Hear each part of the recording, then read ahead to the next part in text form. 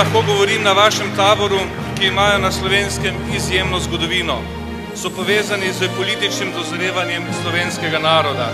Nedaleč od tu, v Ljutomeru, smo skoraj pred poldrugim stoletjem prvič množično povedali: Slovenci smo tu, računajte na nas.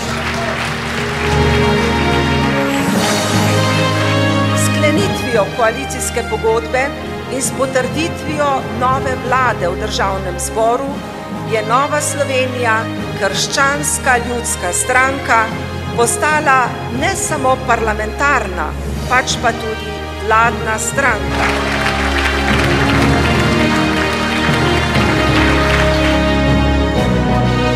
Mi ne jamramo, mi vemo, da mi štirje tukaj na tem odru stojimo zaradi vas, da brez vas tudi nas ne bi bilo, in zaradi tega, takrat, ko nam je težko, imamo to v glavi in rečemo, imamo odgovornost do Nove Slovenije.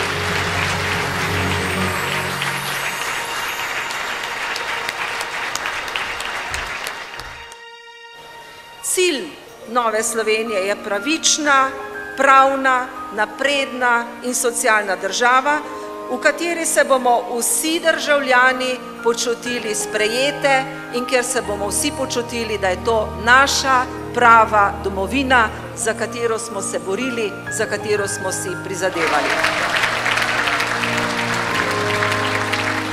Dragi prijatelji, Bog živi to deželo, Bog živi v slovenski svet, je pred skoraj 200 leti vzneseno zapisal naš pesnik in vizionar France Prešeren. Naj torej Bog živi Slovenijo in Novo Slovenijo z njo.